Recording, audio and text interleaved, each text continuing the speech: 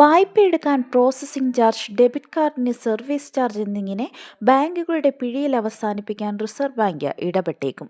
ഫീസിനത്തിൽ ഇന്ത്യയിലെ ബാങ്കുകളുടെ വരുമാനം ഗണ്യമായി ഇടിക്കുമെങ്കിലും ഉപയോക്താക്കൾക്കിത് വലിയ ആശ്വാസമാകും. Loan processing charge, debit card charge, minimum balance ഇല്ലാത്തതിന് പിഴ, വൈകിയുള്ള പേയ്മെന്റുകൾക്ക് പെനാൽറ്റി എന്നിവയെല്ലാം ഉപയോക്താക്കളെ ബാങ്കുകളിൽ നിന്ന് അകറ്റുന്ന നടപടിയാണെന്ന സന്ദേശം ഈയിടെ റിസർവ് ബാങ്ക് ഉദ്യോഗസ്ഥർ ബാങ്കുകൾക്ക് കൈമാറിയിട്ടുണ്ട്. എന്നാൽ അത് വ്യക്തമായ നിർദ്ദേശമായി വരുന്ന മുറയ്ക്ക് മാത്രമാണ് ബാങ്കുകൾ നടപ്പാക്കുക.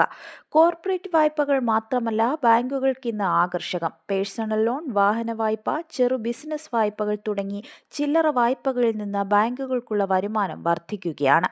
പ്രോസസ്സിംഗ് ഫീസും മറ്റും ഉയർന്നു നിൽക്കുന്നത് സാധാരണക്കാരെ ബുദ്ധിമുട്ടിക്കുകയുമാണ്. സർചാർജും മറ്റുമായി ഈടാക്കുന്ന ഫീസിന് വ്യക്തമായൊരു രൂപമില്ല. 0.5% മുതൽ 2.5% വരെയാണ് റീറ്റെയിൽ, ചെറു ബിസിനസ് വായ്പകൾക്ക് ബാങ്കുകൾ ഈടാക്കുന്നത്. ചില ബാങ്കുകൾ ഭവന വായ്പയ്ക്ക് ഈടാക്കുന്ന പ്രോസസ്സിംഗ് ചാർജ് 25,000 രൂപയെന്ന് പരിമിതപ്പെടുത്തിയിട്ടുണ്ട്.